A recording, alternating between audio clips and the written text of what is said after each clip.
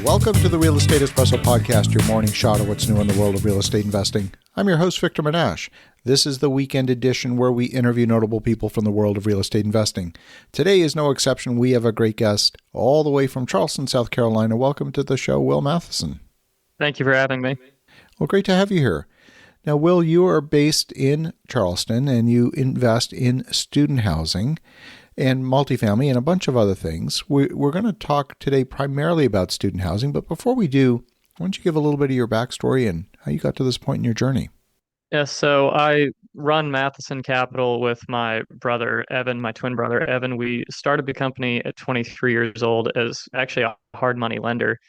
And starting when we were 25 in 2018, we bought our first apartments. It was a small 2-unit property in Los Angeles. And ever since then, we've been scaling up, going from 2 units to 6 units. We did a 168 unit acquisition last year, and we've also run the gamut from multifamily housing, student housing. It could be Class A, it could be built in the 60s, it could be built in 2021, and we've had the opportunity to work with some great partners along the way. I love it. Well, it's great that you started young, and that's wonderful. It's such a great education, especially when you're in your early 20s to get deep into the business, and it really helps set you up for life. So that's fantastic. Now, we're going to talk a little bit about student housing. This is a segment that's gone through so much transition over the last 2-3 years with the pandemic. A lot of folks had to pivot. They had to find other sources of income when schools were shut down. And in the interim, a trend that has been underway for quite some time, the transition from pure classroom learning to hybrid online and classroom learning, in some cases for certain faculties, has reduced the demand for student housing. What have you noticed over the last couple of years as we've gone through this now accelerated transition? So the big takeaway for us is that it really depends on the market, on the university, what you're dealing with. If you're dealing with what is largely a commuter school, things along those lines, those I think are going to be disproportionately impacted. There's obviously state-by-state impacts as well. Our portfolio in the Carolinas was actually very, very lightly impacted by COVID. We actually maintained 100% collections throughout. Sometimes that's obviously very school specific though, but by and large, it depends on the school. It depends on the type of students that are attending there, and location comes into play as well. So when you make a decision to invest in a particular community around a specific university, how do you do due diligence and determine whether that university is financially stable, financially solvent? We've seen a number of university failures over the last 5 years. So when it comes to which universities we want to look at for student housing, our big criteria are, one, you kind of start with the premise, is it a state school? They're typically a little more secure financially than a lot of private institutions, but there are also good private institutions, student housing you can invest in. And for those, we really want to look more at, is this, let's just say a Power 5 athletic school? Is it a really strong academic school, say Duke or Vanderbilt meet both of those boxes? We feel confident that if there is, let's just say, an academic recession, if enrollment drops, your Dukes and your Vanderbilt are still going to draw a lot of students, whereas, maybe your run-of-the-mill $50,000 private university that's not particularly athletically or academically ranked, that one is going to suffer. And the state schools on the other end of that, they're very affordable. People can go there. And if they have good underlying metrics, if they have had consistent growth or at least consistent enrollment, that's another thing we're going to look at. And then you get into the local issues, how much development is going on in the market, what are the barriers to entry, what is your proximity to campus, all of those things. So it's a lot like buying apartments. You've got to take into account your population growth, your location, your neighborhoods. It's just, in some cases, we find it's a little more secure because you can often get parental guarantees on the leases. That was one of the things that attracted us to student housing when we went into it first in 2011 in Philadelphia. We were in the shadow of Temple University and really saw that as an opportunity. And at the time, there was a shortage. And then the university opened a new residence building with 1,200 beds, and that changed the market dynamics almost overnight. It went from being undersupplied to oversupplied. Now, we had a better product, so we survived through that transition, but a lot of people had to exit. I'm very sensitive to your comments on understanding the supply side of it because we've lived it, and it's absolutely something you need to pay very close attention to. A lot of folks are very reluctant to go into student housing because they're worried about property damage. They're worried about students not being responsible, being messy, being high maintenance. What's been your experience? The thing to remember about, or the thing we always think about in student housing is it might be more hands-on than say your typical garden style apartment complex. But again, if you have 200 units in garden style, sometimes you'll see two, three people in the leasing office and two people doing repairs. Student housing, I find the payroll and the staffing to be reasonably similar to a lot of garden style work. But with the security deposits, with the parental guarantees, to a certain extent with the community, I think you can often recoup a lot of those through your leases, through your contracts, if you do end up with, in your extreme scenarios, holes in the walls and things like that. No one wants to graduate a good school and then look for their first job with a record of, outstanding collections from their student housing property. Nobody wants that. I understand it. Personally, we haven't run into any of these nightmare scenarios at this point. Maybe it's only a matter of time, but I feel like if you're picking your schools and being really cautious of that, you don't always run into it. Yeah, that makes a lot of sense. One of the distinct differences between student housing and market housing is you can have people move in and out of your units at any time of the year. It's more distributed throughout the year. But in our experience, student housing, that turnover happens almost all in the same day or at least in the same week. So we tended to have to staff to a peak to handle that high volume of turnovers. What's been your experience? So we have never actually had a problem with the turns. We have never tried to owner manage student housing. We've always gone with third party property managers.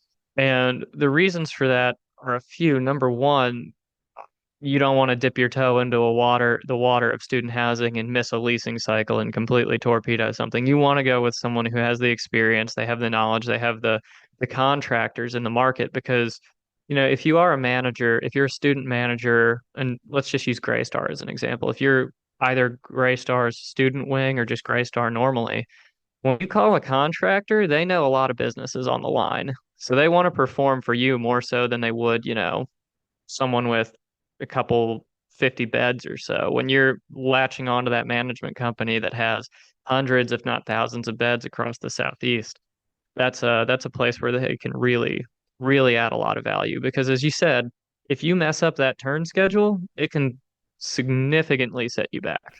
Oh, absolutely. If you miss the start of the academic school year, that's like the retailer that misses Christmas. I mean, that's devastating for your entire year. Yeah, and I've seen scenarios on new construction student housing where they didn't know if they were going to get their certificate of occupancy in time. Imagine what a headache that was for the developer, where they're chasing a temporary CO, moving into a permanent CO at the beginning of August in the Southeast. That's when all our schools start. Absolutely, absolutely, and I've seen that happen. I've seen that happen to other developers in the Philadelphia market, and it's not pretty. Where we often had, in fact, it happened to us. In one case, we had a building that wasn't quite finished, and we posted on campus a "Do you hate your roommate" campaign. And we managed to fill those units a month after the start of school because people just couldn't live with the person that they were rooming with. But it was not a comfortable place to be. We were actually quite terrified when that happened. Yeah, we've seen an increase in single bed student housing. We've seen quite a few new developments that have very low unit counts. And, look, I'm a younger guy. I'm in my early 30s, but I've joked with property managers, when you're going through these lease up schedules, what's the hardest thing to lease? And they say it's the four bedrooms because, quite frankly, a lot of people don't have three friends they want to live with. I'm glad you mentioned that. We noticed that in Philadelphia as well because, and what taught us that was a single lady rented a 3-bedroom. And we said, "Why are you renting a 3-bedroom? She said, because I can't find any ones and twos. There's none available. That gave us the opportunity to pay attention, and we did. And from that moment forward, we didn't build any more 3, 4, and 5 bedroom units. We only built ones and twos in response to that supply-demand imbalance, that there was a need for those smaller units. Often graduate students don't want roommates. It's not a big percentage of the population. It's only 15% of the student population, but they're willing to pay more. They probably already have a job as well, so they're going to school part-time, and they want a different lifestyle, but they still need student housing. So that really caused us to change our unit mix significantly as we were developing units in the shadow of Temple University. Yeah, and just on the note of changes in the market, just there's not only changes in unit count or, beds per unit, there's also, we had a conversation with a property manager once where, when we were buying the property, we're seeing there's cable and internet for student housing. We said, why are we paying for cable? They're all just going to use Netflix, Hulu, their parents' accounts. I mean, I told them at this time I'm in my late 20s. I said, I don't have cable. If I want to watch NFL games, I'll subscribe to Hulu Live for 4 or 5 months and then turn it off when the NFL season's over. So we actually stopped offering cable at during one of the leasing cycle changeovers, and there was no problem. No one raised a peep. Yeah, I love that. That makes a lot of sense, and that mirrors our experience as well. That mirrors our experience. In fact, we built a senior housing facility and ended up doing everything using smart TVs and Roku boxes. And we were able to cut the cord to cable TV altogether, even though that theoretically that population is still most comfortable with the cable TV set-top box. We were able to cut the cord to the coaxial cable, which was a huge cost savings. Yeah, I mean, personally, I haven't had cable since 2015. So as soon as, I'm looking at my personal life, these students are not that different from what I was. So I said, just get rid of it. No one said a word. And I believe they actually started offering that to their other owners, saying, hey, let's drop this. Let's save you $40 a unit across your portfolio. So what other things are you building into your offering that would differentiate you in the market as opposed to being a commodity? It could be things like e-commerce lockers. It could be whatever it might be that you think is going to deliver value to that specific client base. So, I mean, in that, it always depends on property. With your newer properties with the higher rents, we're going through a CapEx program right now on a multifamily property, but it's 2018 construction. It's in a major southeastern metro, and we're thinking, how can we upgrade this to be up to date? But we also have, some other properties that they're not, let's just say they're not the class A properties, but they're still student housing. And for that, we keep the amenities really low. So much like with traditional apartments, student housing, it depends on who your renter base is. When you have that class A property, you need to make sure that you give them all the class A amenities. But if they're more cost conscious and they're really just looking for the cheaper student rents in the market, we try to make sure we're offering them, something that has that value. I love it. Well, Will, if folks want to connect, if they want to learn more, what's the best way? So I'm pretty easy to find on LinkedIn, Will Matheson, Charleston, South Carolina. And there's also our website, mathcap.com. Pretty easy to find from there as well. Fabulous. Well, good to catch up and good to catch up on student housing. And for the listeners at home, definitely reach out to Will Matheson on LinkedIn or at his company website, mathcap.com. And in the meantime, have an awesome rest of your weekend. Go make some great things happen. We'll talk to you again tomorrow.